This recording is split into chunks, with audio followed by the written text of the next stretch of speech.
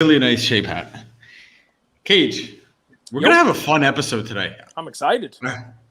Are you excited? I am. Are you ready to have some fun? Yes. I mean, it's the last Coffee with Cage before the National, so we get to talk about that. I'm sure next week's will be fun too. Basically everybody we speak to, mentions this episode as the cool question and answer, the one that we get, the closest to our community, LukaNation. They get to basically steer where we go with this. So it's our most listened to episode. Sorry, Nat Turner. Sorry, Gary V. But you check out most listened to episodes. It's Coffee with Cage. I think you do a very good job with it. So, we call it Coffee with Cage, but it should be Coffee with Cage brought to you by Andrew. Because, you basically, I'm a lunatic, man. I'm a runaway train. Not many people can keep me on a track. So you do a good job with it. We get to meet on Thursday. We get to really find out what this train is all about. We've done this whole thing for a year. We've never met, so I'm really looking forward to it. I expect a huge hug. I may hide from you because it's a really cool reaction we get from people when we're like, "Yeah, we've been doing this for a year. We've never met." Like, we're not gonna be able to say that anymore after a couple more days. So that's gonna be interesting. I'm not gonna have that line. Sad. So make fun of me for my reel. Make fun of me. Come on. I got a lot of people dancing. I thought it was catchy. I thought the song choice was catchy. It's like, who put it in there? It's like Night at the Roxbury. Are you guys brothers? No. Yes. Baby, don't hurt me. You're doing the movie? You don't know the movie? Yes. I do know that movie. Okay. I do know that movie 100%. I watched 2 movies this weekend, Cage. I watched Gladiator, all-time favorite. That's it's good, right? Yeah. And then the part that's Bro's favorite part. And then I watched Remember the Titans. So you're talking about when refresh my recollection, but aren't the Battle of Carthage, the slaves are not supposed to win, and everybody's cheering for Maximus and he's killing people, and everyone's like woo, and he's like woo. That's Bro's favorite part. He's like woo, like he's unimpressed. So you watch that and Remember the Titans. He said, "Dude, that's right. We're going to the National to have fun. We're not going into war." Like the movies you chose, it's like, what are you getting yourself amped up? Like you're getting like you're going to battle. We've never met, but I think you understand me better than most. Yeah, I mean, well, listen, we've talked every day for a year now. I think I'm inside your brain, scary as it is. If that's the case, I think people closest to me will agree that I've become a better person. And with that... Yeah, I like it. It's a love fest today. Jordan Ferrone's in the comments. We got Will Martin in the comments. I know this is already going to be a great episode. Can I say Jordan Ferrone's coming to National? I'm very excited about meeting him. Very, very excited. Jordan was, Jordan made, if you go through our posts on our page, some of the best videos we have on there are made by Jordan. Mm-hmm. When we brought on Conrad, he made that decision video, which is hilarious. That PSA 10 tasting meme type video. It's all from the mind of Jordan Ferrone. So can't wait to meet him. Maybe do some video work with him. And if you guys happen to be listening to this and you're a content creator, or you listen to this down the road and you're like, wow, a video guy, reach out to Jordan, man. He's really good at what he does. When Jordan and I worked together, it kind of reminded me of that relationship of like the younger brother who secretly wanted to be the older brother. But which one was which? Let's leave that for let's let everyone ponder who's the little brother. All right, let's talk. Can we start with NFTs? Is that okay? Of course, dude. You can start with anyone. And I'm going to tell you again, I have not read any of these questions. I try to stay away. Andrew knows I literally just ran in here. I'm sorry for being a couple minutes late. I just went food shopping with my kids. They're putting the groceries away, so that's going to be a mess when this episode's done. I'm going to have bacon in the freezer. I'm going to have ice cream in the cabinet. You put bacon in the freezer? No, but the kids are putting the groceries away. That was the joke, man. See, so bacon should. They can handle it. They're 8 and 11. Yeah, if they can't do that. We'll see. They can't do that. Come on now. We'll see. All right, I want to start with this because this question, it's not just about NFTs. It's literally like fundamental to what I talk about. And it's how strategies on one marketplace apply to a different marketplace. And they teach you a lot about the card hobby overall. And I think you'll have a good answer. So Wax Pack Legends asks, you had a lot of success on TopShot. Now you're getting started with Panini NFTs. What strategies are you using from TopShot to succeed on Panini? It's a great question. I'll take my own answer of this first and then answer that question. I'm not levering into Panini fully just yet because there are some issues with their site that they need to fix. The TopShot user experience was really clean, and you would figure Panini would just kind of figure that out. They're announcing that they're going to make changes. There are some parts of it that should be easier, that are actually harder. And as we speak, as we record this, believe it or not, I am not able to buy or sell on the Panini site right now for the whole weekend pretty much because of some error message. And of course, customer service is not available on the weekends for Panini. It's not like TopShot where you're able to send a DM to somebody on Twitter and get something taken care of. They've lost some money this weekend because I'm not buying, and that's the kind of thing that can turn somebody off. Also, people don't want to be bored with that stuff. They get something, they want to keep momentum going, and that kind of kills momentum, and that's no fun. So the strategy using for TopShot to see it on Panini, right? So if you look back at what TopShot looked like, before it kind of exploded in January, you were able to find guys that were not the biggest names like LeBron, right? Everybody knows LeBron, but people don't know that hobby next year. Now everybody knows Giannis, so Giannis is not going to surprise anybody, not going to sneak up on anybody, right? But people don't know Trey, people don't know Tatum, people don't know a lot of these what I'd call the second tier guys who don't get hobby love and guys who have lost a little bit of hobby love, because of postseason lack of performance or whatever the reason is.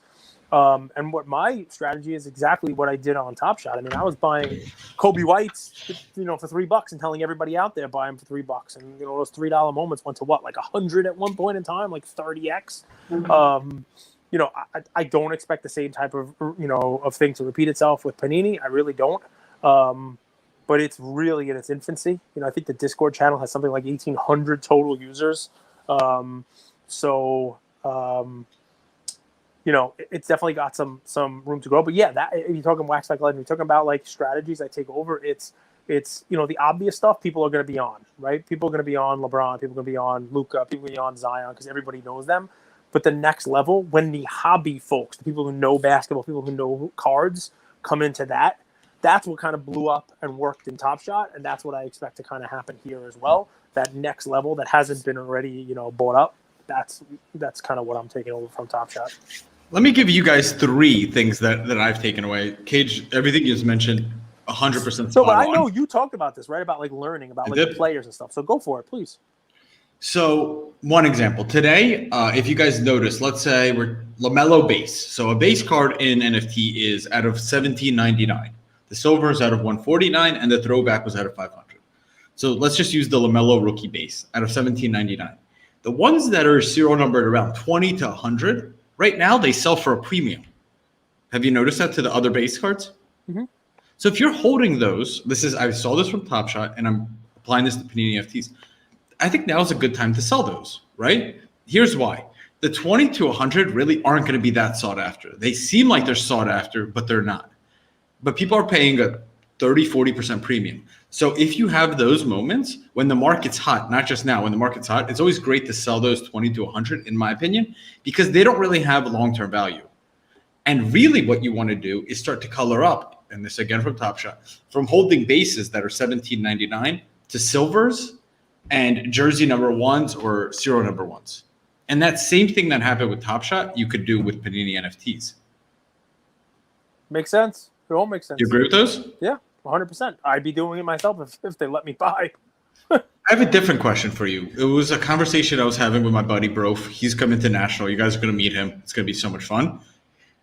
He brought up a good point, and my instinct was no, but it made sense. Is the hobby a zero-sum game? No. I mean, like, in what way? Right? Are you talking about like individual investments, or are you talking about individual investments? No, I don't think it is. I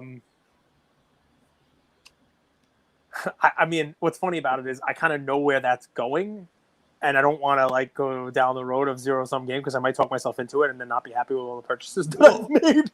let me contextualize it, guys. Sure. And by the way, so I don't know if you guys listening on audio are aware of this, but our episodes now that air on YouTube, they all have timestamps.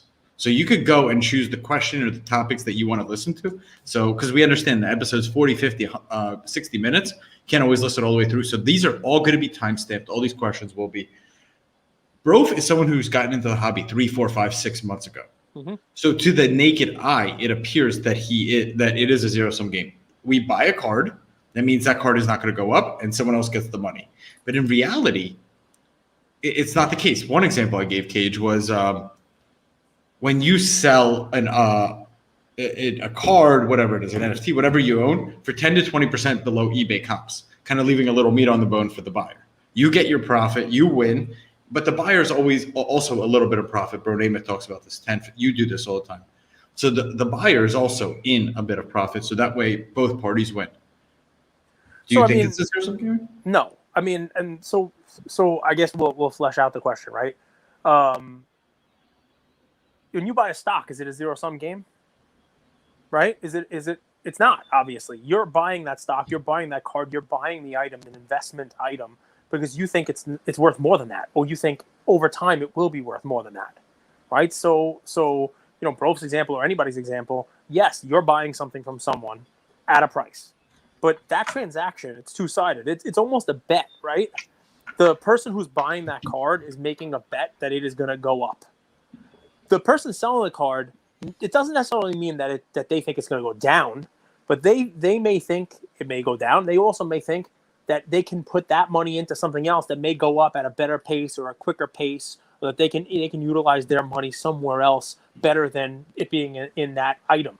So that's, I mean, it's definitely not a zero sum, right? I mean, like, anybody, and Bro's just gotten into this, but anybody who's been in the hobby the last couple of years and has been listening to our podcast knows I say all the time, the rising tide lifts all ships, right? And it really has been the case in the hobby, right?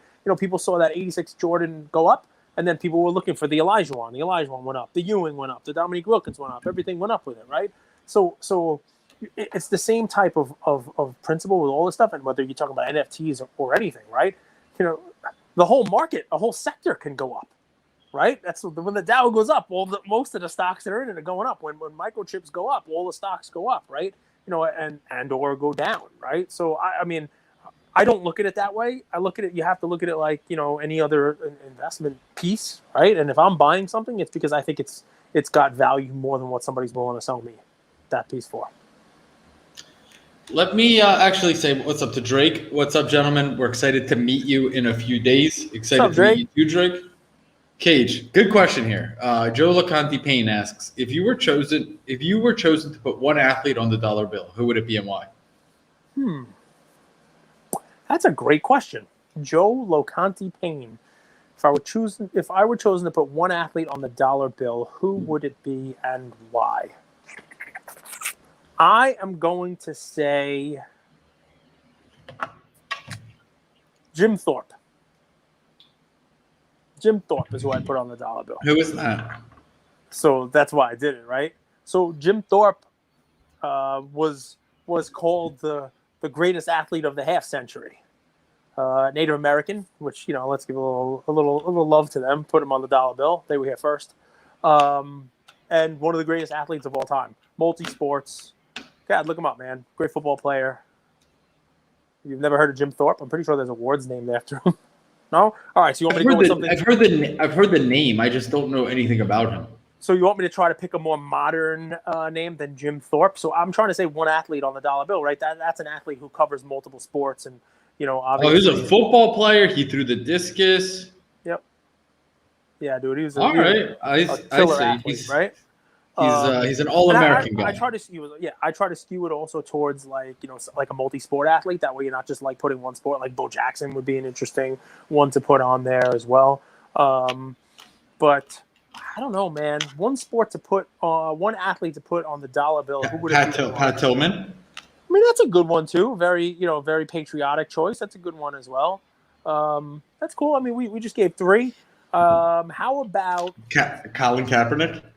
How about I'm going to go back to one of my plays, guys. Maybe you can go back and find this. I'm going to say Dottie Kamenchek. I'm going to put her on the dollar bill. If you guys don't know who that is, that's who Dottie Henson was based after in the All-American Girls League. Ted Williams is a good one, Dave. All-American, so I'm an All-American dollar. It's, the Field of Dreams, not Field of Dreams, the League of Their Own movie is based on that All-American Girls Baseball League. I think that would be pretty cool. Thorpe was the greatest athlete of the first half of the 20th century. Dave knows. I think it was King Gustav of Sweden who said he was the the best athlete, the athlete of the half century, King Gustav. I don't know did if a you report guys. in, like, second grade. I don't know if you guys have seen. It's slipping me what it's called, but it's like the dynamic bar graphs. Have you seen those on Twitter? Yeah. Where like they move over the years. Look at like American or just like gold medals in the Olympic Games over time. It's amazing. America just demolishes everyone. Do I have San Francisco connections or just enjoying the colors today? So I buy a hat when I go. I try when I travel for business, Dave, to get to a baseball game. And I went to a San Francisco game maybe 3 years ago for work. I was out there helping on a project in Santa Clara. And I bought this when I went to go see it. I also bought a crab cake, Dave. Good crab cakes at San Francisco at the stadium. So I'm not exactly a fan, although this year I did pick them. It's just I try to rotate the hats. You know, I got a San Diego hat, which is pretty cool too. I think I got a San Diego shirt from when I went to the game, brown and yellow. You know, you got to go with the classic brown and yellow. But that's it, little San Francisco hat. It fits well. Cage. So I have no idea what this means. I had to look this up, but I think this is kind of cool. We're going to get into some really good questions. I hope I know Uber Collector says yesterday was the 38th anniversary of the Pine Tar incident. What a moment in MLB history. For people who don't know, what's the Pine Tar incident? So Uber Collector, I love this guy, right? Listens to all of our episodes, give me great questions, great topics to bring up as well. But the best part about this topic is I'll talk about it, but it leads to a layer beneath it, which is Jim Thorpe I just talked about, Dottie Kamenchuk I just talked about. Nobody knows who either of those people are. Bo Jackson, people understand, but it's before their time. And you are like, what is this incident? 38th anniversary of the Pine Tar incident. What does that even mean? And it's funny because people don't realize there's a lot of layers to collecting. Uber Collector, they haven't seen his page. He's got a hell of a collection.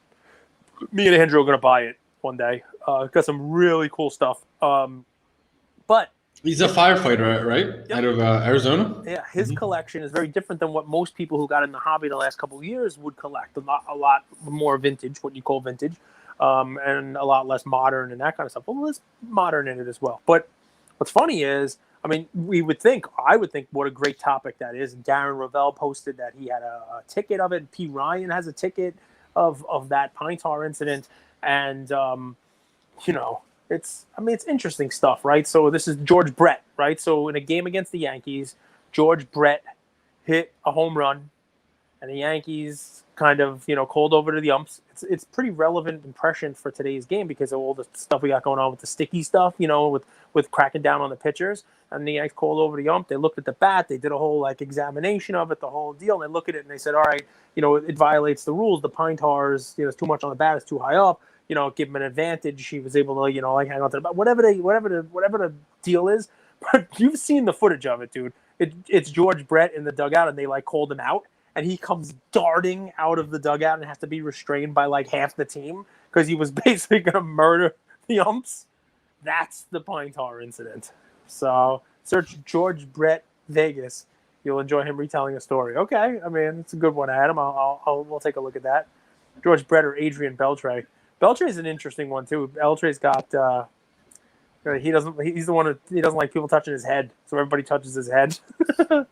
But yeah, I mean, but the Courtney buys a blanket and everything. That's cool. So, but the deal on this one here is what's funny about this topic is for probably 80% of our audience, they won't care, and that's an interesting thing to bring up for our community, right? Because we hammer home supply and demand. And I'll tell you, if you were a collector in the 80s, that 75 top set, it was all about George Brett, Robin Yount, the cool set, rookies, and those cards in high grade, they still garner a huge premium. There's not that many PSA 10s of them that are real condition sensitive, kind of like Ricky Henderson, that PSA 10 from 80 tops. But most people do not care about George Brett. And I'm not saying that in a bad way. I'm not trying to insult the people who do. But if you're in this hobby and you're doing more than just kind of building up a PC of what you like and what you love, everybody says buy what you love. Well, you may love George Brett cards. You may love George Brett. You may love the Pine Tar incident. But I'll tell you that there are a huge segment of the hobby that will never have any demand for that. even though it's a cool story, it's a cool thing that happened, it's just way before their time. And George Brett and even that incident, which is a cool baseball story, it doesn't transcend the way that a Ted Williams does or a Babe Ruth does. So I'm not trying to expand this to like anything old. Like no one's going to care about anything old. Obviously, there are GOATs. There are all those players that transcend and will always have demand. George Brett and his Pine Tar incident, I don't think rises to that level. Does that make sense? 1,000%. But let me give you a counter argument. Please. There are legends who haven't had movies made about them yet. Mm-hmm. Right? So there's also that angle. You can be that type of investor that picks out legends who are under the radar with the potential of, hey, if this ever is produced into a Netflix doc, an Amazon Prime doc, anything like that, it could catch fire, right? Because it's about storytelling. Yeah. It's not that the story didn't happen. It's just that people aren't aware of it, but that could change quickly. Yeah, I mean, it's definitely one of the iconic baseball moments in the last half century. Like any baseball montage, you'll see Brett running out like a lunatic, being restrained, and that's that moment. That's today's anniversary. Double coverage in the house. What's up, guys? What did you guys? How did that episode with double coverage go yesterday? Ooh, you gotta play it. It was a good episode. I told some stories that I haven't told anywhere in 380 something episodes. It's pretty cool. Some good stuff. Told the Ian Pulsar story. Hopefully Ian doesn't hear the episode because I actually gave the real ending. That Ian 2 years later still thinks it's a PSA, and I just sold it. So. Yeah, maybe at the National somebody's got one of those for me. I'll sneak it in and say, hey, look what PSA sent back. You never know. But it was good. Those guys, they're really holding it down in Australia. Crazy times over there. No lockdown, then lockdown again. They can't get out. They can't come to the National, which I would gladly do some breaks and whatever to get. I'd help pay the freight to get those guys over there. They're really holding it down in Australia. They've got some big things going on as well. And they told me, Andrew, you're huge in Australia. They said it's Crocodile Dundee, koalas, and then you, and then Outback Steakhouse. All I really ask for is when I make my trip down there, because I love Bali too, and Bali's right near there. So I'm definitely going to go to Australia one day. I just want to play some footy. With the Cherry Collectible guys, the double coverage guys, and have some fun. Here's the thing. So those guys, they're like manly men. They don't want you playing with their feet.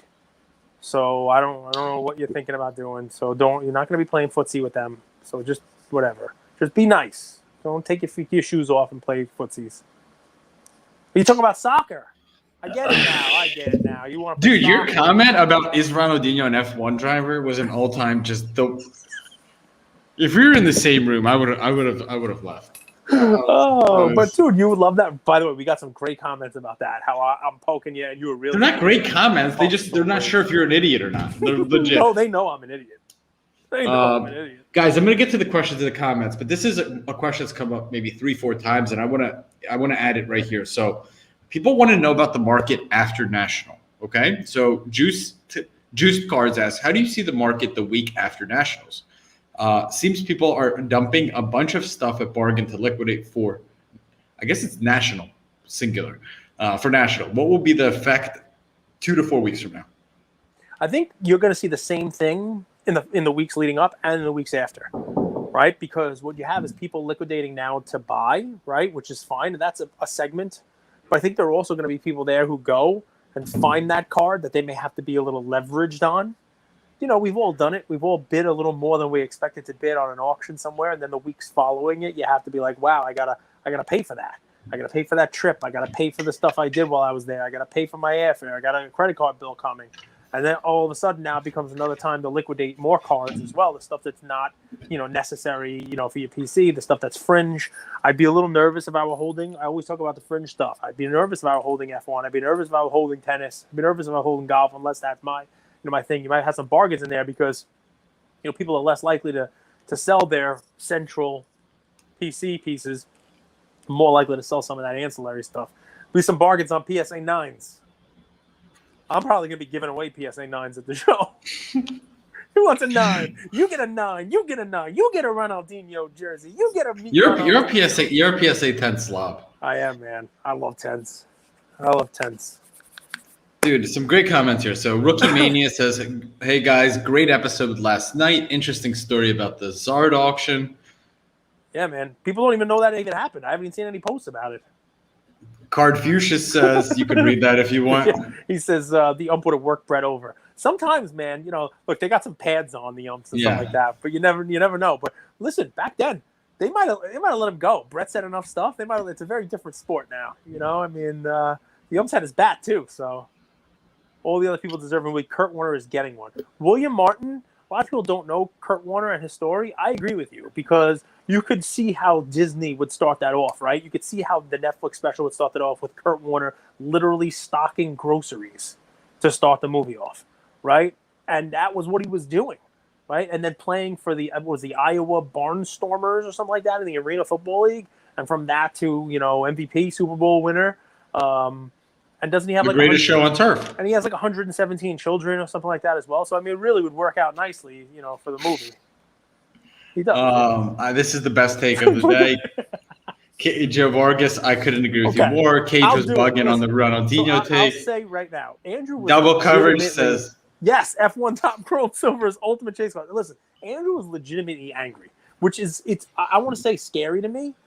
It sort of is because the dude he like shits rainbows. Okay, he's like positivity personified, right? It's like, I'm going to come in. He's always telling me I should go get a massage. I hope he's not offering one, but he's telling go do yoga, like take care of you. Like, it's always this like positivity. Like people think I shit rainbows. Yeah. I'm the biggest stoner in the world. the picture. He's always positive. I'm positive because my default is I'm a worrier and I get really upset and like I go through stuff. So positivity was something that I found because I know myself and my default state. I've told you this how many times? About 3 billion.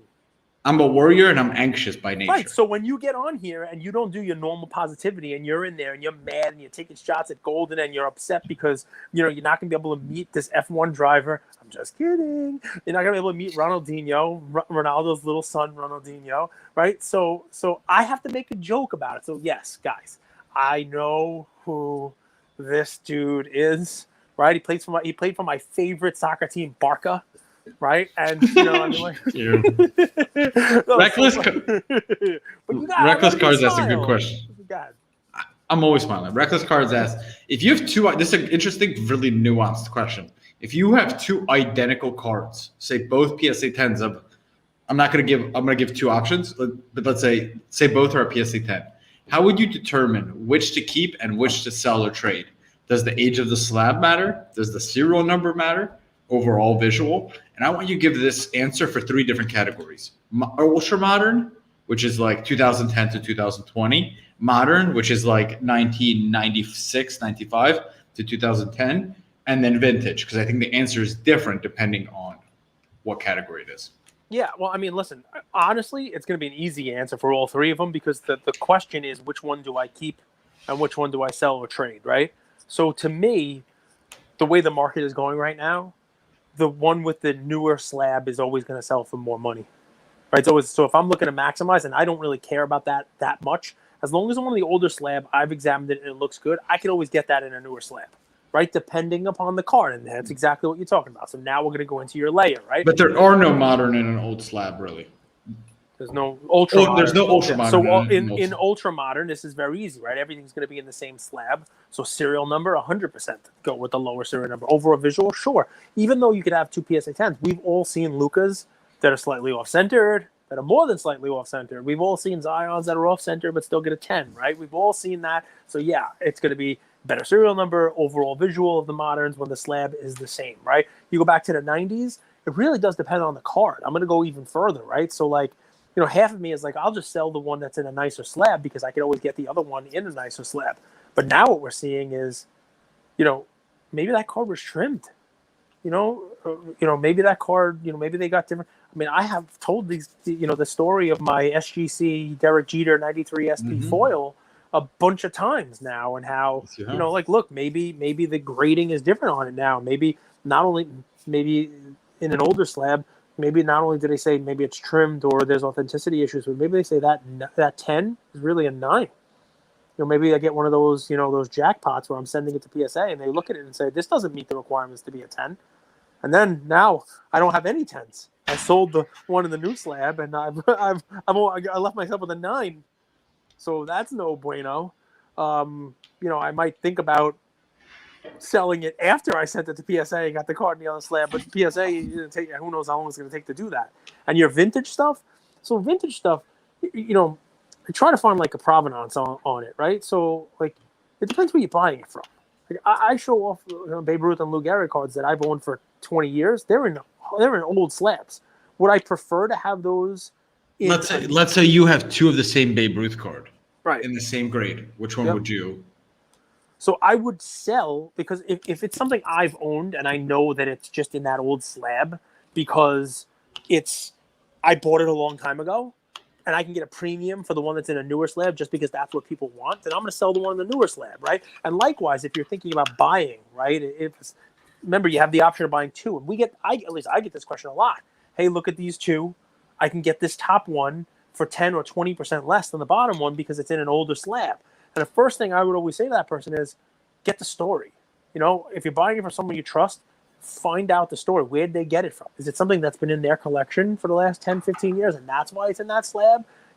Take a look. Put the serial number in a PSA. If it's been sold a couple times, it'll actually be in there. If it's a high enough end card.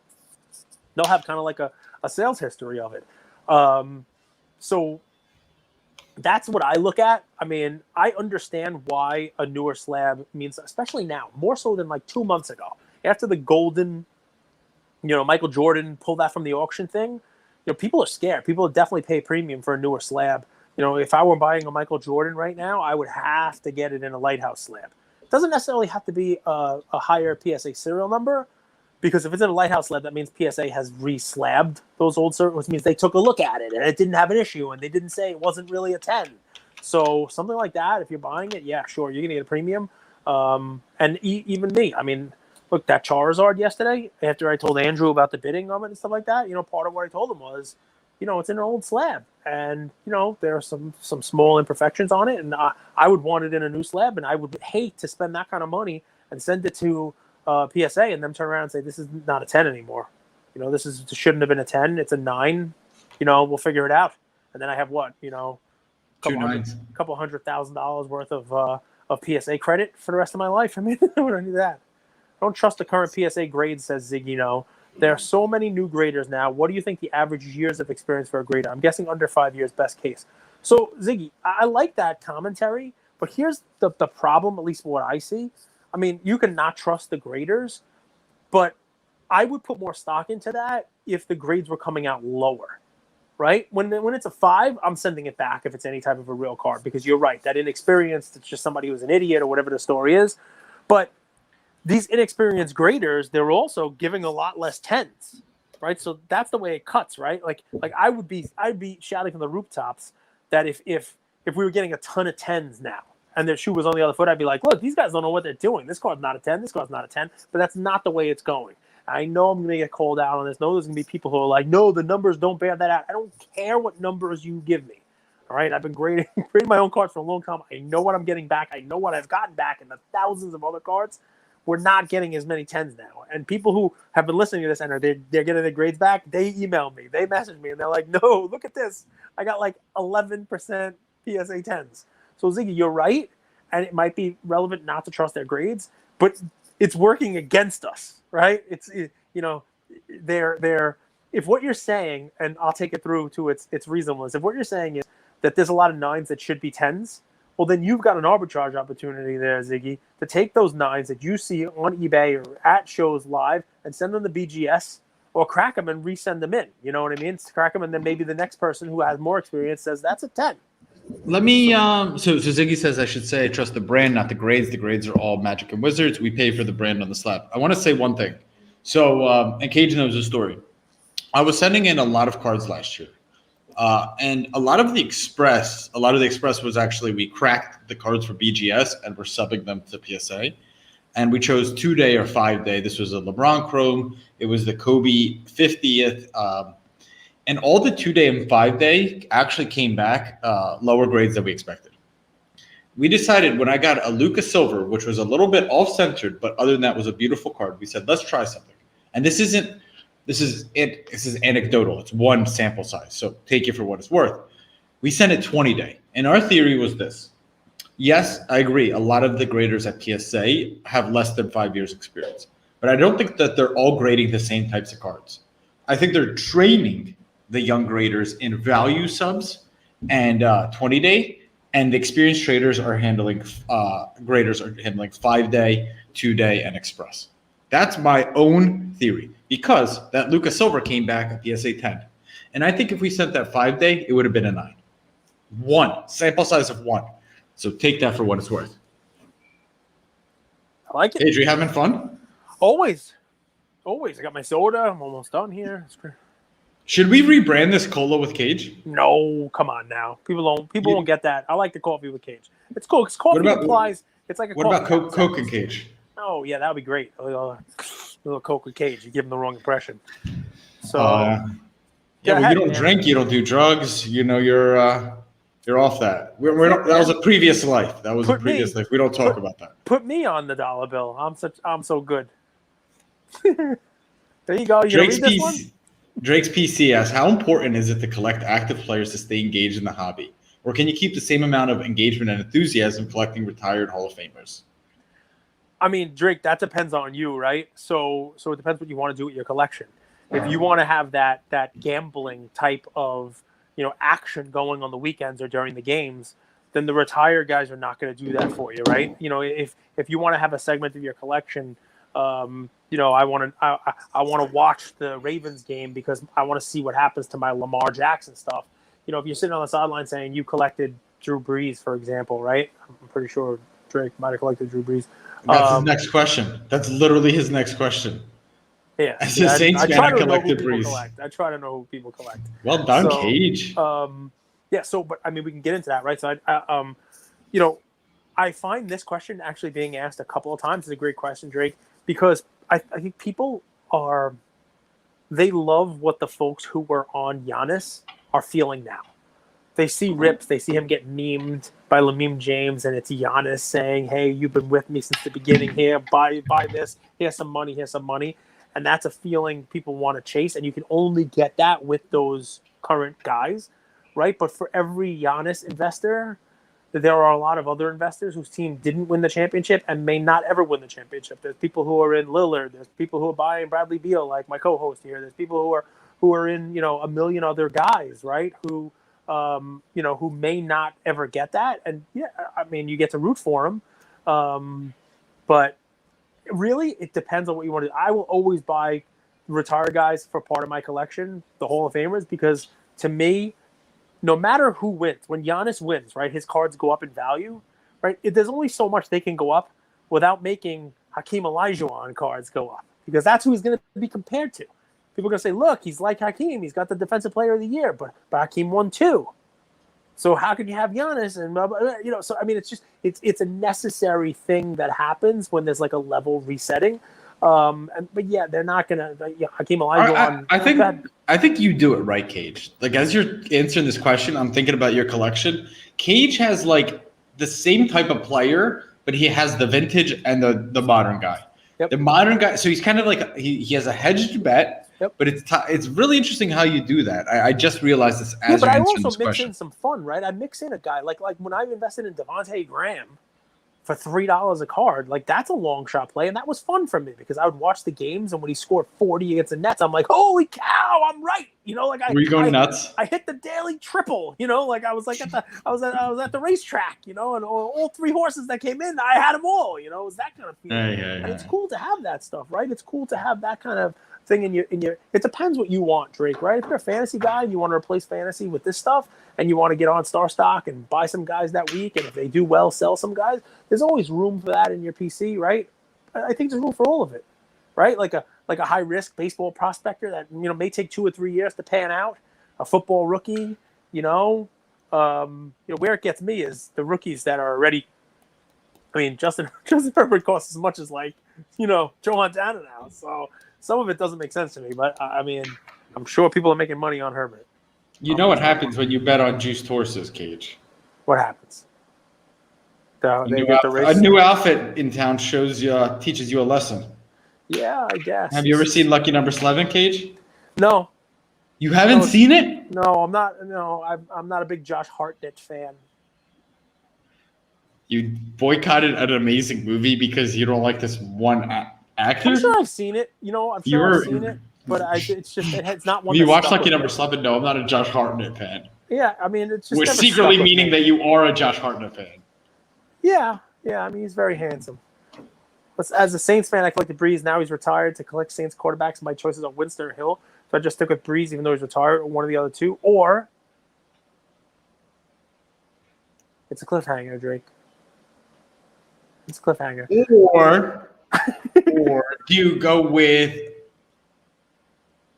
I don't know. Do I stick with Brees, even though he's retired, or do I go with Winston or Hill, or do I move to a skilled player like Alvin Kamara? I apologize. It didn't fit on the screen. I like that. So I would never invest in Winston or Hill, really. I mean, I thought maybe Winston had a shot, and he could be kind of like one of those like real Hail Mary type of plays, where you might be able to go in there and pay for a salad and get those crab legs for free on Jameis. You never know. He might get you free crab legs. Do you know why that's funny, Andrew? Yes. Okay, good. So, but Taysom Hill, no. I think Kamara's cool. If You're what you're not a saying believer? is that you have to be a Saints investor, Drake, right? Is that your team? So you have to invest in the Saints. I wouldn't be investing in Winston or Hill. I'd be investing in Kamara. But you know what? You kind of need Winston to perform for Kamara to be relevant. I think I already heard Michael Thomas is going to miss the beginning of the season. That's a cool guy to invest in as well. But no, Drake, you know what I would be doing if I were you? I'd be looking for the next Drew Brees. I'd be looking for another guy like that. I'd be looking for somebody, or maybe this year you're not a huge football investor. You do a little bit of somebody outside your team, and maybe next year there's someone on the Saints. Maybe they got to go to a different quarterback. Maybe they draft a quarterback, and that could be the guy who's active that you're investing in.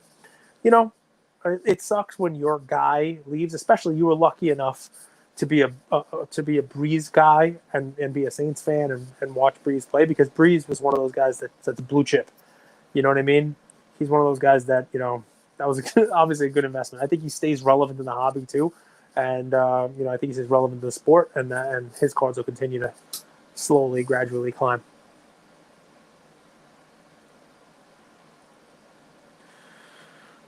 Whew. Let's see. Blessed Splinter says, hey guys, I've been away working. Quick softball here. What's your take on the 2019 Fernando Tatis Jr. Topps Heritage number 517 action variation? I've been looking at it for the last 3 months. I like the card. With there being so many versions of modern cards, how can one be certain which image will end up holding the most value over time beyond the pop reports? It's a great question. What's the matter? Oh, I'm on mute this whole time. Yeah, you were on mute, but that's okay. I like the question. So, by the way, Blessed Splinter, check out this guy's profile picture. This is awesome. I mean, I like it. Look at this guy. He looks like a happy dude. If you're at the National, dude, I'll buy you a drink. Let's go. I want to party with this guy. So anyway, so for your question, it's a great question. It's something everybody should pay attention to, right? Because while I love that card, the action shot, and the Heritage is a cool card, I will tell you that even buying the Topps flagship that I bought was sort of a mistake, right? I look back on it now and say, wow, that's sort of a mistake, because the demand is on the chrome. And this is one of those pitfalls with modern cards that you just never know. And who knows what it might switch to next year. Maybe your Heritage version is the one that people will actually want. I doubt it. Right now, maybe people want Sapphire versions of these cards. I mean, it's insane what the story is. And honestly, if you have to buy something, I'd stick with like the Topps Chrome card and its variations. But I'm almost at a point with modern cards, especially baseball, where if I'm not buying the Topps Chrome, I'm not buying it, because it's too much of a game of chance, right? That's part of the reason I stick with my money in vintage as well, because you know what the card is. You know where to invest in somebody, and anything after the 90s makes it very, very difficult. I mean, you're lucky that the Topps Chrome for basketball, like Kobe, LeBron, there are a lot of cards those years, a lot of them. But there's one card that has stood out as the quote unquote base rookie card for those guys. Right now, I guess in baseball, you probably would say it's Topps Chrome, but who knows? 2 years ago, it wasn't. It was just Topps paper. It was just a flagship. And maybe that's because Trout just hasn't really been Trout for the last couple of years, so no one's using the Trout paper update as the measuring stick. Maybe that kind of took some steam out of the paper. I don't know. Lucky Number 11, is it on Netflix? Ziggy, it's not. It's on Amazon Prime. You could buy it, I think, for like $3.99 or rent it for $3.99. Let's ask. So Joe Vargas asks, will Pedro, Big Unit, Mad Dog, Greg Maddux, Refractor cards ever get a boost? Dude, there's another mosquito in here. This is unbelievable. Will Pedro, Big Unit, Mad Dog, or Greg Maddux Refractor cards ever get a boost? So it's tough, right? Because pitchers, I love pitchers, but you guys have seen, I mean, I talked about like the Mariano card, which is a clear rookie and the whole deal, right? And it went up and then went right back down. And he's like the pinnacle of pitching. I know he's a reliever, but, unanimous Hall of Famer. Pitchers just don't get love. They should. And the guys you named, and Pedro was as dominant for a time as any pitcher that's ever pitched, right? Big Unit, what an imposing pitcher. I mean, he's a Hall of Famer. And Greg Maddux, cerebral, win total, that is probably not going to be approached for quite some time, if ever now, the way they use pitchers. Well over 300 wins for Maddux. I love Maddux. And Maddux, you're lucky, Maddux has a refractor in the original refractor set, right? One of those green all-star, cool 1993 finest refractors. And I like the refractor cards for these guys, but unfortunately, Joe, if I'm giving you my advice, my deal is, people have a limited amount of money to go around, and the time that these guys played, you're talking about the late 80s, early 90s. Like Maddux is like 1987. His rookie in like the traded stuff, and Big Unit was 89, and Pedro was slightly after that. There's just too many other guys, right? Yeah, look, I find the PMG credentials super rare, super rave. They're all great too. I'd go a step further, Adam. For somebody like Maddux, I'd buy the Topps Tiffany. Same thing with the 89 Topps Tiffany on Randy Johnson, and the same thing with Pedro. That's where I would go if I were going with those guys. But I still wouldn't buy them, because think about who else was playing during that time. Think about the mid 80s to the mid 90s. People who are buying that time and collecting, they're buying Griffey, right? They're buying Griffey cards. They're buying Bonds cards, Clemens cards, McGwire cards. Like, there's just too many baseball guys from that genre. Do the same thing with basketball, right? Do the same thing with basketball. And the guys you just named, right? And people don't do this because everybody loves baseball. Baseball guys love their guys, and it's fine. But Andrew, you can help me with this. Baseball, mid 90s to early 2000s, right? So we got Kobe and LeBron. Tell me the other guys, right? Tell me the other guys. Every time you say Tiffany, like to tell people to buy the Topps Tiffany, I think of the Dwight Schrute line from the episode where he's the perfect crime. Like, my perfect crime is, what's my perfect crime? I break into Tiffany's at midnight. Do I go for the vault? No, I go for the chandelier. It's priceless. As I'm taking it down, a woman catches me. She tells me to stop. It's her father's business. She's Tiffany. I say no. We make love all night. Oh my God. Have you remember that episode? Yes. Okay, back to your question. No, but did I do a good job? You did a great job. You did a good job. You are definitely the Dwight Schrute in this equation here. So you've done a very good job on being Dwight. All right, Jim Halbert. So basketball. I don't know. I'm more Stanley. I like Sudoku. So, but here you go. Late 90s, right? So I'll do this so we can move this along. Ray Allen, right? Allen Iverson, maybe, sure, right? Who else is in this mix here? Marbury. Like, who else is in the mix? Tim Duncan. Penny Hardaway. David Robinson. Robinson's a little early. He came in 1990. Shaq, maybe. in 91. A bunch of other people, right? So, yeah, Robinson's rookie card. Chris Webber, Sharif Abdul-Rahim. So you have Chris Webber, Sharif Abdul-Rahim. So those guys, Garnett, those guys are exactly what you're talking about with Maddux and these other guys, right? So Kobe, huge hobby love, right? LeBron, huge hobby love. Even Iverson gets a little bit of hobby love, but those guys are the Griffey, right? Those guys are the Jeter, right?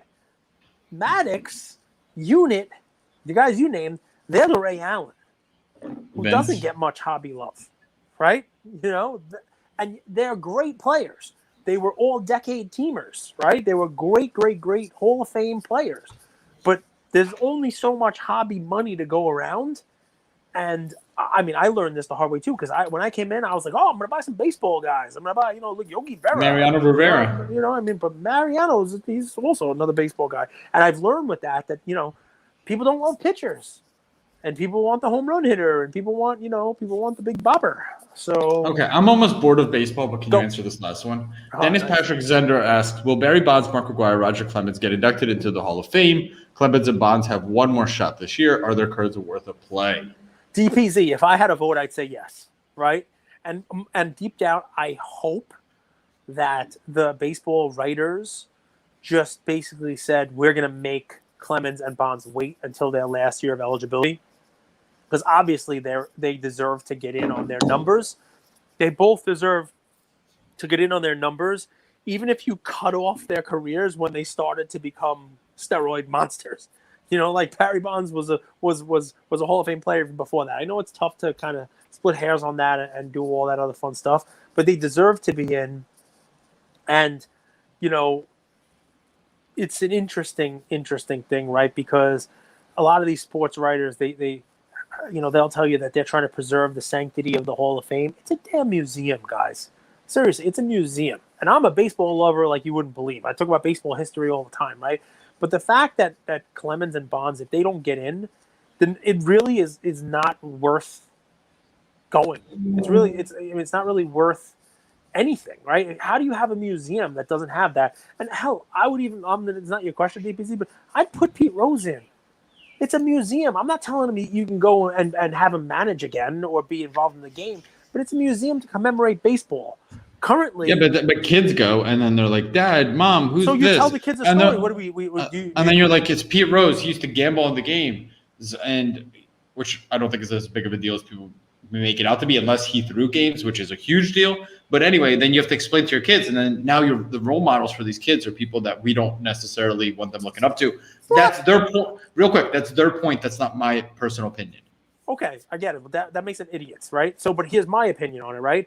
Baseball has not more idiots than whoever's running that whole Ronaldinho shindig in National. Oh, you get a Ronaldinho, you get a Ronaldinho, you get a. It's like Oprah over here. Everybody gets a Ronaldinho auto. So, but listen, honestly, growing up as a kid, baseball records, they were, you knew who held the records, right? You knew who had the most hits in baseball.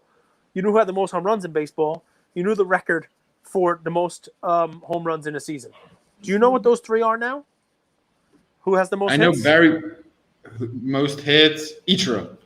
No. If you count his hits. Is it not Ichiro? No, because he came over here. He already had like 1,500 hits in Japan. Oh, okay. That's not fair. If you count his hits in Japan, sure. But no, so I do this for a reason. The home run leader for season and career is Barry Bonds. And if he doesn't get voted in, he's not in the Hall of Fame. 74? 73. The guy who hit the most hits in a career is Pete Rose. Pete Rose. Not in the Hall of Fame.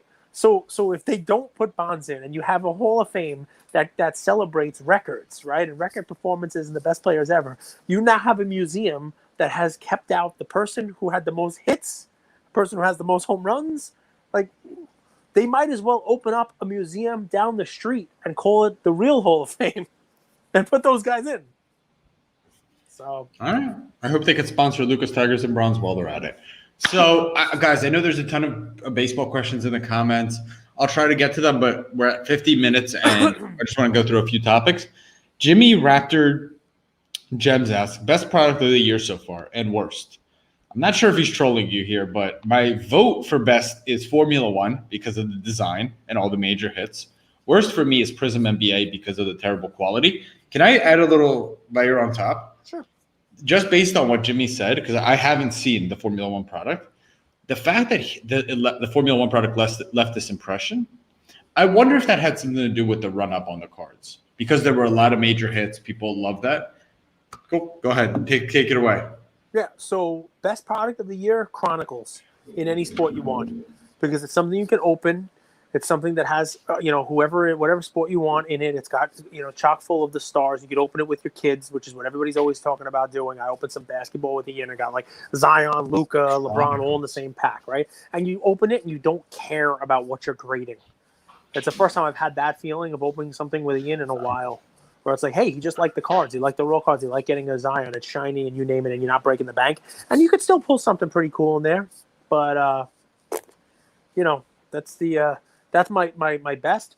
My worst, I'm going to say it's UFC Prizm, right? Nothing really crazy in there. Nothing really great in there. And I like the Color Blast, and I did really well. In the one box that I did break, but they didn't really do anything with it. Like they could have gone outside of the inserts that they have for everything else. You're bringing a new sport in there, right?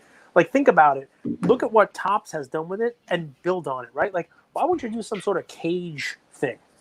Hell, get Joe Rogan a card. Topps hadn't had Joe Rogan on a card since, I think, Moment of Truth in 2011. Think of the opportunity missed there. He's a UFC employee. You got that UFC license. Get a card with Dana White and Joe Rogan on it. I mean, think of that. Think of the first Prizm Gold Chrome autograph Joe Rogan with his popularity now. I mean, how about something with a cage? How about, I know no one cares about relics anymore, right? But how about doing a piece of the cage? The last time Topps did that was 2010. They had cage relics. They're about this thick, right? Topps also had grill gear, right? Which was used mouthpieces in a card.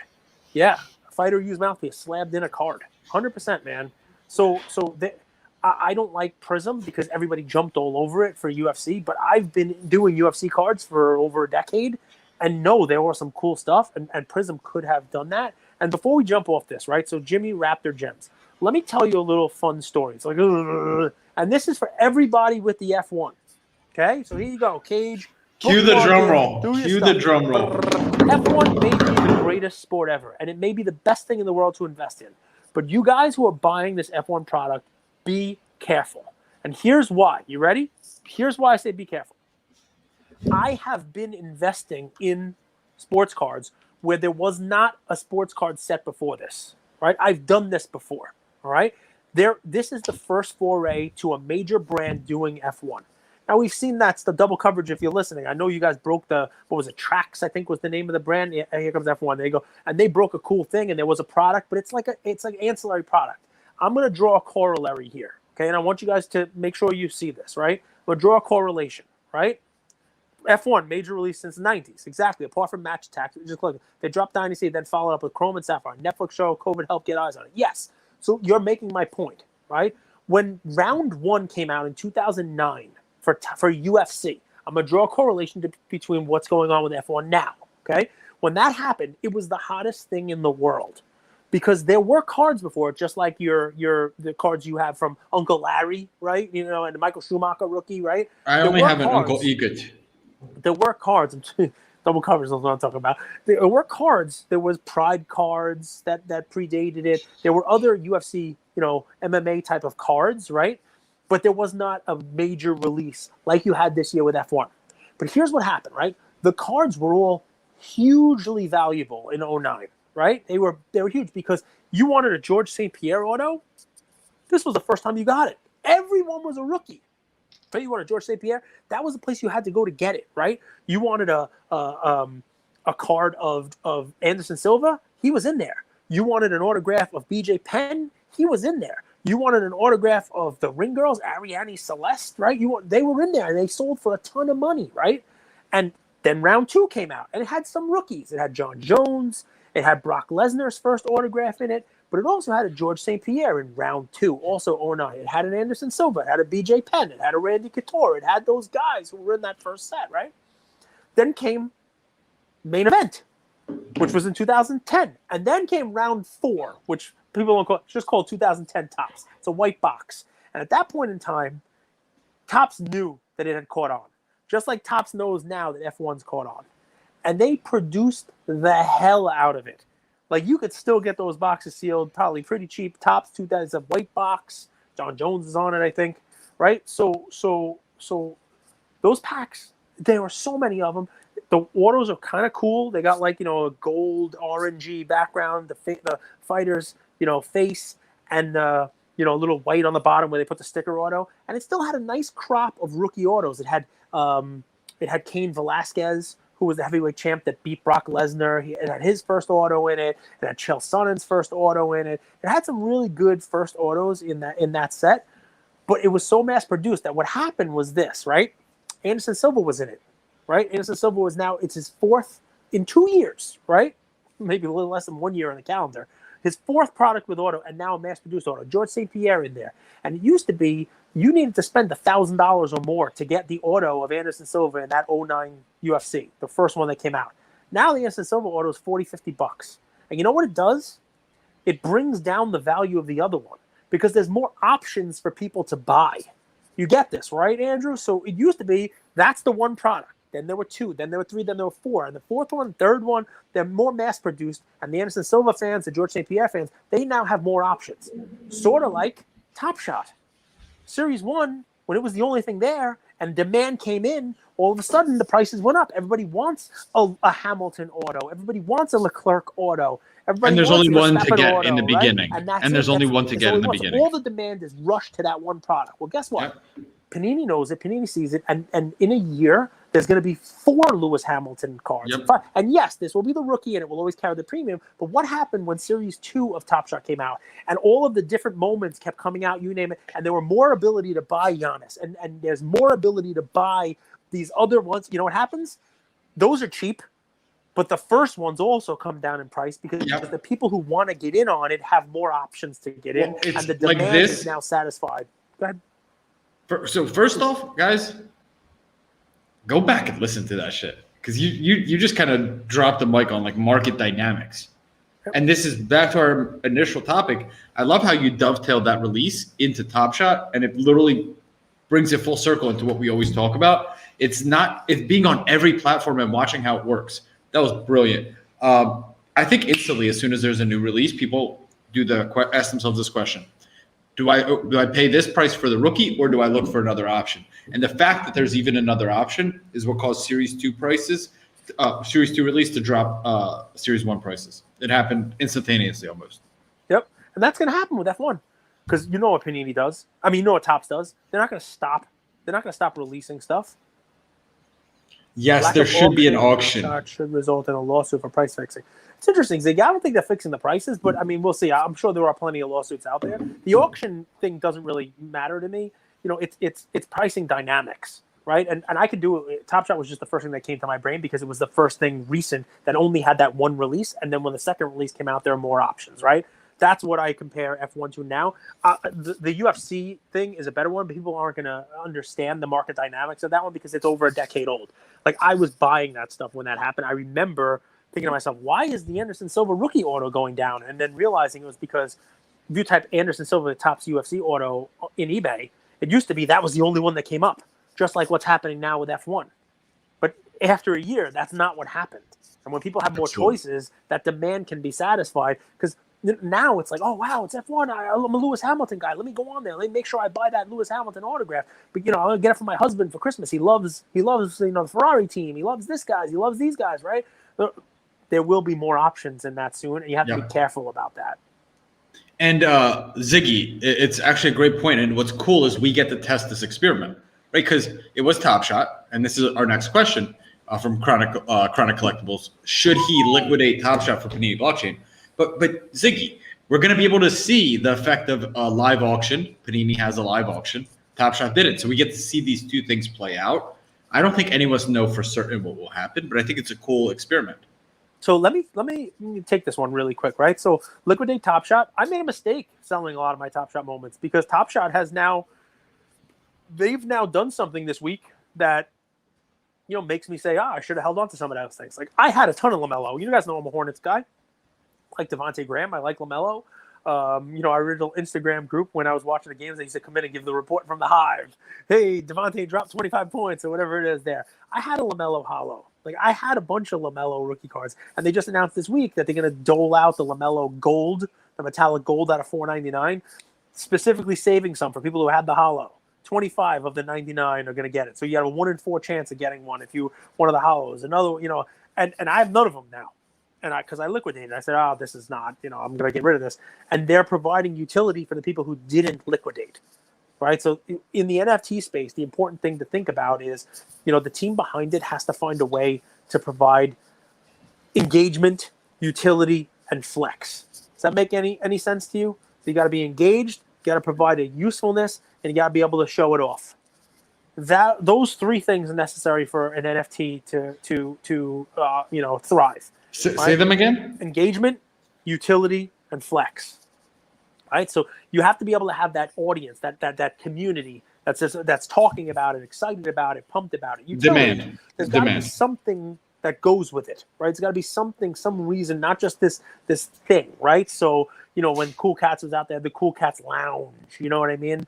And Panini, for the folks who completed a LeBron challenge, they've got this special section in Discord, right? That's utility. That's something that means something. It's they're providing some value. Utility in TopShot. They did the suite at the Suns Game 5. They're now doing a spot at the draft.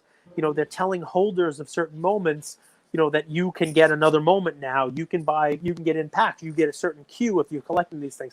That's providing utility with those moments. So now you have that, but flex. That's the biggest thing. TopShot, people flex their, like, I bought this. They have a TopShot bot that anytime somebody, in the beginning, it was like anybody paid more than $25 for a moment. They showed it. It automatically got tweeted out. Then it moved up to 100, then 500, then 1,000. Then and what happens around that is you get to repost it. I bought it. Look what TopShot bot did. People say, hey, repost this. Look, somebody paid this much money. Panini does not have that, right? And they need that for it to continue, for it to go forward. They don't have really any of those three. The Discord's a little quiet. They don't really have much in the way of utility on their stuff. TopShot's always talking about like a fantasy game and stuff like that for their utility, but they've been developing that for as long as I can remember, and who knows when it's going to come out. Can't even do an auction, right? But that would be my criteria. Like if I were coming up with an acronym or whatever it is, it's you need those things. You need community, utility, and flex. Engagement, utility, flex. Someone just sent me I'm not even going to go there. Go ahead, let's see. Well, someone just texted me. It was a screenshot of like the guy who got Ronaldinho to National. He tweeted like, "I'll have a few seats available to participate at dinner with Ronaldinho. The dinner will also include a meet and greet, photos, and autograph. DM me for more info." Take a guess. Cocktails and dinner, 7:30, 8:30. Limited seats available. How much per person? Oh, they're charging for it. Yeah. So now it's not just the 15 consigners. It's also. No. Like if you want dinner, if you want to go to dinner with Ronaldinho, which makes sense, it's a different category. I understand why he'd be doing it, but like, how much do you think? I think I'm very upset by this, and I'm going to DM right now and say everyone at the National should be able to have dinner with Ronaldinho. I asked you a specific question. You should have dinner with how much? How much do you think it is? Come on, just Ronaldinho. You're listening to this.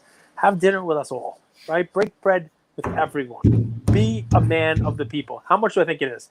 $1,000. $2K. I have no problem with it. Not with something like that. Not an exclusive event. I did double coverage. I talked about the Ronaldinho thing yesterday in the beginning, and I talked about my beef with TopShot not having an offer function, and then replying that it's like a huge technology. Let me read the comment. It's definitely in their plans, just a really big product lift that require a lot of engineering work and not full alignment on the mechanics of how it would work. That was the response when I asked them, why not add an offer button? I want to say something about NFTs, something that isn't said, and it's a strategy, Gage, and I want to hear what you think. We have a few questions, but I love how this is flowing. Do you? Are you tired? No. Do you have McDonald's on the way? No, dude, look. I'm almost on my 2-liter. Let's rock. I don't remember how you brought a topic up earlier. I don't remember exactly what it was, but it had me think of this. Like with TopShot, I learned that if you could go to latest sales, right? The blockchain is really just a chain of latest sales. And there are cards, NFTs, where there's already a sales history. So, someone bought it for 20 and now selling it for 45. Mm-hmm. Okay, that's one option of things to buy. And I learned this from TopShot, and now I'm going to use this here. But there's also moments that have just been auctioned off for the first time. Okay, they have no transaction history. Those are the ones you want to buy because you set a floor. It's true. Right? Yeah. Cool. No, I mean, that's all I want to say. Very specific. Deal, right? The NFT stuff, there's especially in the card world where there's volume of them and there's a lot of them. Those sales history, you need that, right? You need to be able to see that. It's one of the flaws of Panini right now as well. And they've have a sales history. You have a sales history in that particular item, and then there's also like the recent sales. But like you can't click on something and say, "Hey, I'm thinking about making an offer on this." Yeah. What have similar ones sold for? like in TopShot, you're able to click on it and you see view sales history, you see the serial number, what it sold for, and the whole 9 yards. You don't have that searchability yet in Panini. They need to get there for it to be successful, because unfortunately for them, a lot of the people coming over are exactly the people asking this question right now, which is, hey, liquidate TopShot and go over to Panini. People are used to a certain level of searchability, a certain user experience that, Panini should have been able to deliver, because they've now got, you call it like second person advantage, right? Like, the second mover. Right? So they should have been able to build on everything that TopShot's done, not deliver a lesser user experience. So... Well, this actually goes right into a different question. And Cage, remember you called me about Golden's Vault? Yeah. So we actually had a question, like, would we use? You asked me a few days ago, like, is it good that Golden is getting into the Vault business? So Adam McNanny asks, are either of you taking advantage of the free PWCC Vault submissions? I want to touch on this. You can answer right after, but actually answer the question. I'll go into my spiel after. Well, I mean, my answer right now is no. I mean, I have a Vault. I'd love it if they, messaged me and said, we're going to give you a free year also. It's like those cell phone commercials where the guy walks in and says, hey, I want your best plan, and I'm a new customer. And then the guy in the corner says, wait, I'm an existing customer. Why would you take care of him better than you take care of me, right? And then they say, oh, it's the same for both of you guys. Don't worry about it. You both get a best price. So I kind of feel like, hey, what about Raven, right? What about me? A little wrestling right there. I don't know. That's so Raven? No, not That's So Raven. Hey, what about Raven? Someone in the chat will get it. Probably your boy McNanny. One of the crew out there will get the line. So I'm not taking advantage of it. I'd love for them to give some more clarity around what it means. Like, is even someone like me, is it only for new users, or is it someone like me who has stuff in the vault, but if I send something new now, when do I have to get it to them? I'll run into PWCC at the National and say hello. Brent, I don't think is going to be there, but Betsy Huggins will be there, as will Jesse. I'd like to meet them. What about me? What about Raven? William Martin knows. What about Raven? I thought it was just That's So Raven from Bless and Disney Breaks likes yours. That's So Raven. That's the Disney Channel. Different Raven. You all see the vault handling video where they're just throwing. Yes, who was that? It was a rapper. Was it DJ Ski? Who was in their vault? Who was throwing? Was it a rapper? Was it somebody? DJ Ski? I forget. It was either a rapper or DJ. Was it Logic? I don't know who it was, but they had somebody in the vault like throwing stuff around. You drop them from the rafters like Raven. Confucius knows.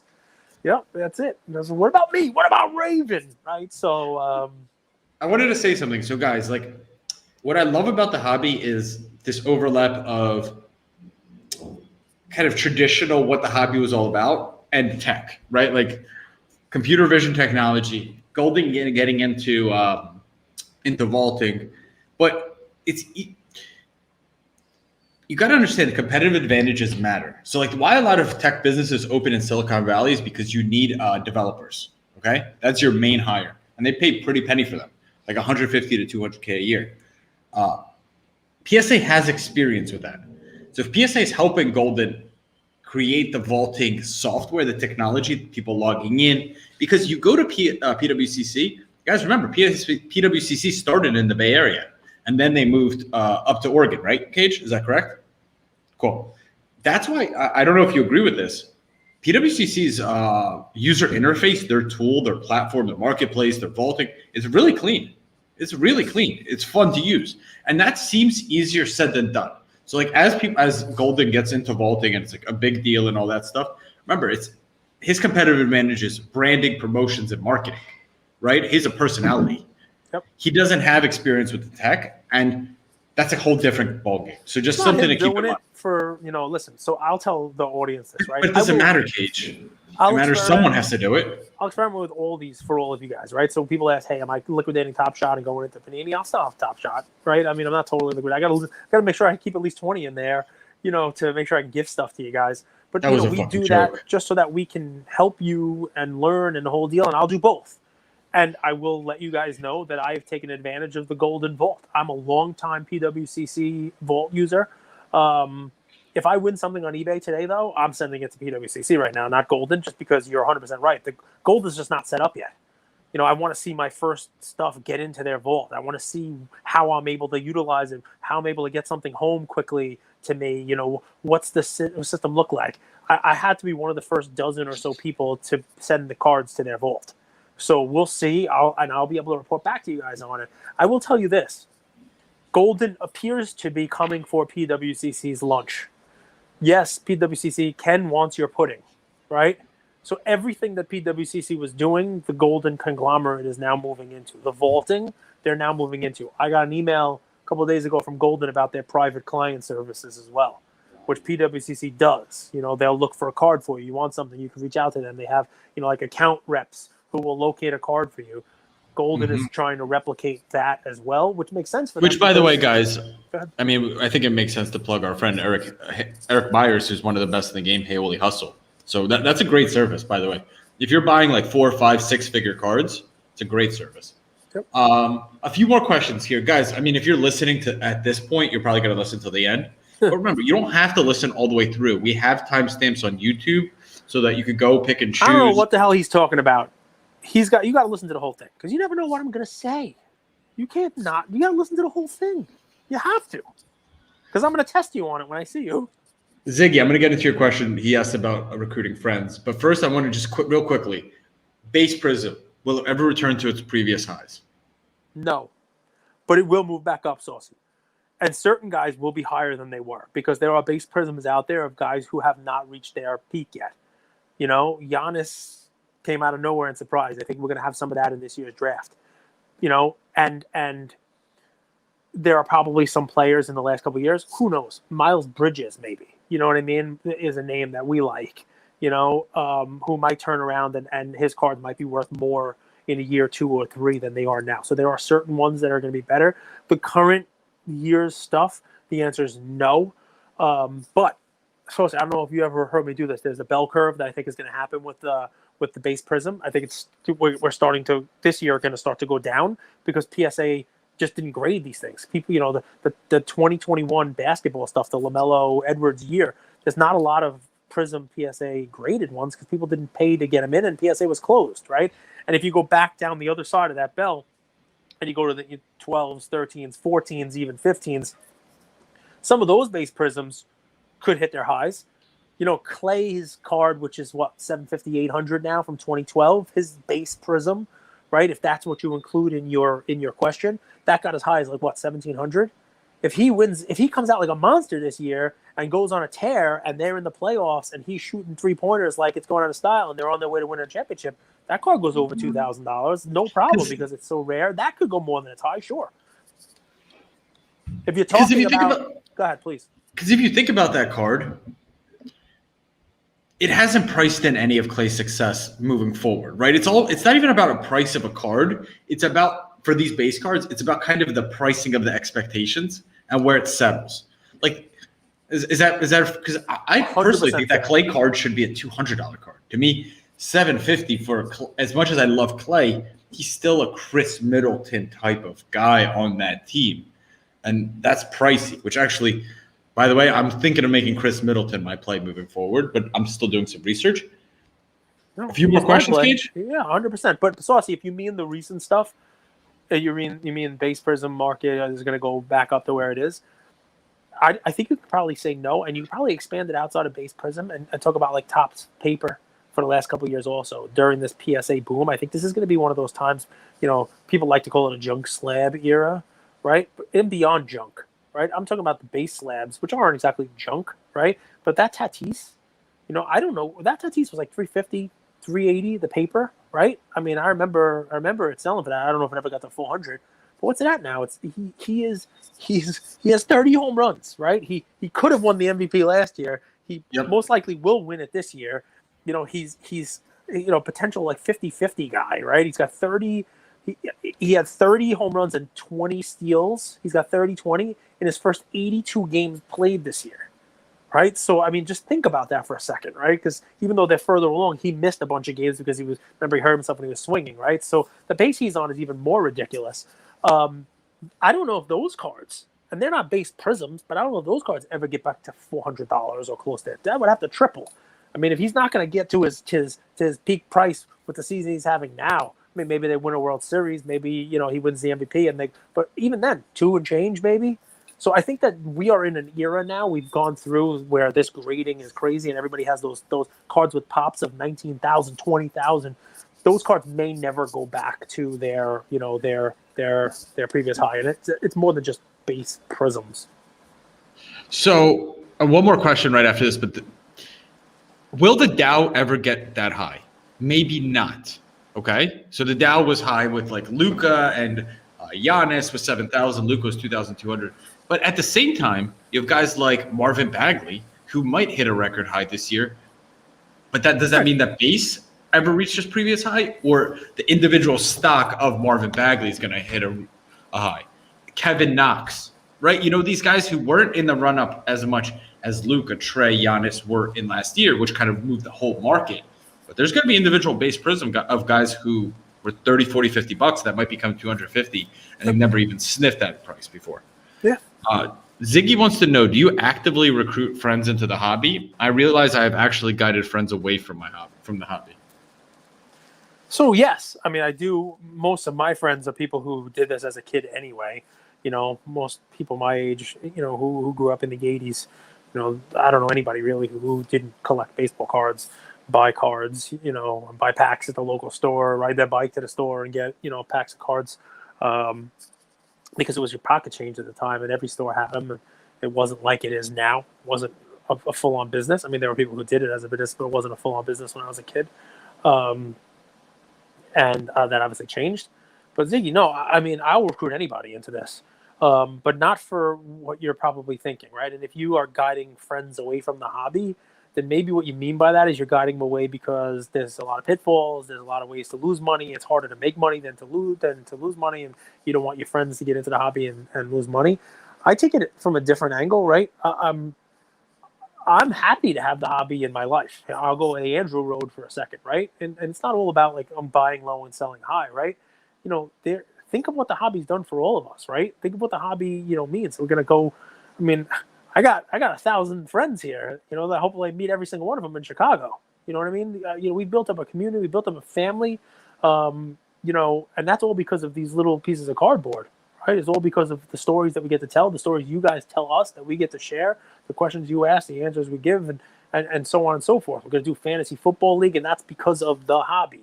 And yeah, I mean, I would tell every one of my friends to get into this because who doesn't need a community like that? Who doesn't need a little bit of that positivity in their life as long as you keep it, positive on the hobby? And I'm not saying that it's all good. There's definitely some garbage in the hobby. There's definitely some bad actors in the hobby. There's definitely some shady stuff that goes on.